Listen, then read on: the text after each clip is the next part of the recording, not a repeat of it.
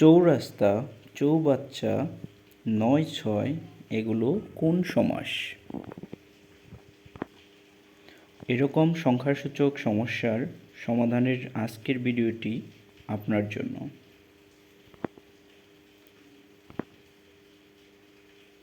আসসালামু আলাইকুম, সবাইকে এই পয়েন্টে স্বাগতম। আজকের ভিডিওটি মূলত সমাসের উপর। আমরা আজকে সংখ্যাবাচক যে সমাসগুলো আছে সেগুলো নিয়ে আলোচনা করব। পূর্বপদে সংখ্যা থাকলে তিনটি সমাস হতে পারে: ক দ্বিগু, খ সংখ্যাবাচক বহুব্রীহি,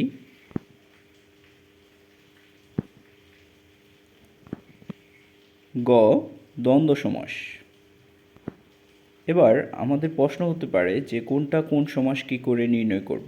এখন দেখে নিয়ে যাক কোনটা কোন সমাস। সমাস নির্ণয়।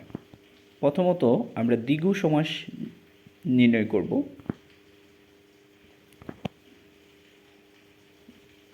প্রথম যে কথাটা মনে রাখতে হবে সেটা হলো দ্বিগু সমাসে পূর্বপদে সংখ্যা থাকবে আর অর্থ ঠিক থাকবে। যে অর্থর কথা বলা হবে সেই অর্থই থাকবে। উদাহরণ দেখে নেওয়া যাক। তার আগে একটু দেখে নিই ব্যাসবাক্যে কি বসে। ব্যাসবাক্যে আমরা সমাহার বা মিলন কথাটা লিখব। উদাহরণ যেমন এখানে লেখা আছে চৌরাস্তা। চৌ মানে 4, পূর্বপদে সংখ্যা আছে, আর পরবর্তীতে পরপদে লেখা আছে রাস্তা। এখন প্রশ্ন হতে পারে চৌরাস্তা বলতে আমরা কি রাস্তাকে বুঝি না অন্য কিছুকে বুঝি? অবশ্যই রাস্তাকে বুঝি। সুতরাং এটার মধ্যে অর্থ ঠিক আছে, আর অর্থ ঠিক আছে মানে এটা দ্বিগু সমাস। ব্যাসবাক্য কী হবে? 4 রাস্তার মিলন। আরেকটা উদাহরণ দেখে নেওয়া যাক। সপ্তাহ। সপ্তাহ কথাটাকে যদি আমরা ভেঙে ফেলি, সপ্ত মানে 7 আর অহ মানে হচ্ছে দিন। তার মানে সপ্তাহ বলতে আমরা কি বুঝি? 7 দিনের মিলন বা সমাহারকে বুঝে থাকি। অর্থে কোনো পরিবর্তন হয় নাই, অর্থ ঠিক আছে। সুতরাং ব্যাসবাক্য হবে 7 দিনের সমাহার। একইভাবে আমরা বলতে পারি শতাব্দী। শত মানে 100, আর অব্দ মানে হচ্ছে বছর। তো এখানে কি শত বছরকে একত্রে আমরা কি বলি? শতাব্দী বলি। এখানেও অর্থের কোনো পরিবর্তন ঘটেনি।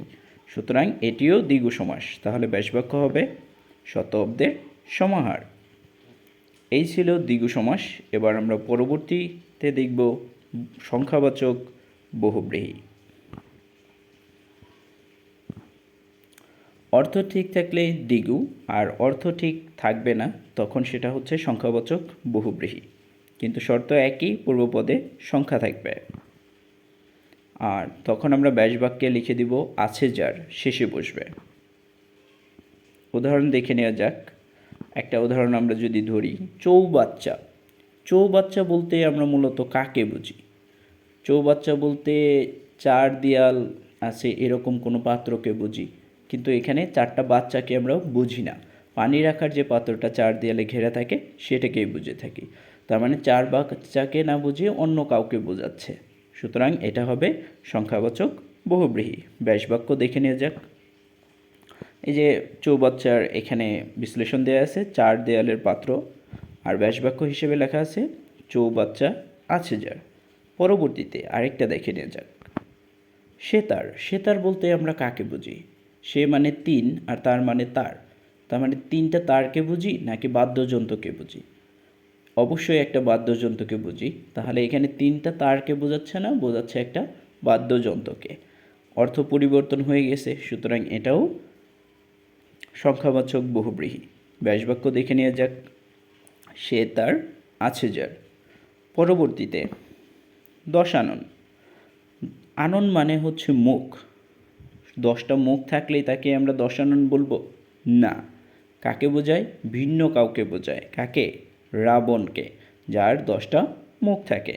সুতরাং অর্থ পরিবর্তন হয়ে গেছে, 10টা মুখকে না বুঝিয়ে রাবণকে বোঝাচ্ছে। সুতরাং এটাও সংখ্যাবাচক বহুব্রীহি। আমরা লিখতে পারি 10 আনন আছে যার, রাবণ। তে পায়া। পায়া মানে হচ্ছে পা। তাহলে তে মানে 3, এখানে কি 3টা পাকে বোঝাচ্ছে? অবশ্যই না। কাকে বোঝাচ্ছে? একটা গোলাকার টেবিলকে বোঝাচ্ছে, তাহলে 3টা পাকে না বুঝে ভিন্ন কাউকে বোঝাচ্ছে, সুতরাং এটাও কী হবে, সংখ্যাবাচক বহুব্রীহি হয়ে যাবে। ব্যাসবাক্য 3 পা আছে যার, অথবা তে পায়া আছে যার। এভাবে আমরা সংখ্যাবাচক বহুব্রীহিটা নির্ণয় করব। পরবর্তীতে দ্বন্দ্ব সমাস। দ্বন্দ্ব সমাসেও সংখ্যা থাকতে পারে, কিন্তু পার্থক্য পূর্বপদ এবং পরপদ উভয় পদেই সংখ্যা থাকবে। ব্যাসবাক্যে ও এবং কথাটা বসবে। উদাহরণ হিসেবে আমরা লিখতে পারি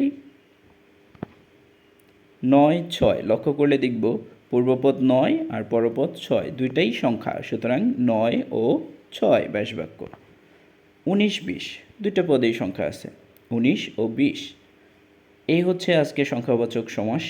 আশা করি আজকের এই ভিডিওটা থেকে আমাদের আর কোনো সমস্যা থাকবে না। যদি ভিডিওটি আপনাদের কাছে ভালো লেগে থাকে অবশ্যই শেয়ার করে নিজের টাইমলাইনে লিখে দিবেন, প্রয়োজনে দেখতে পারবেন। ধন্যবাদ সবাইকে।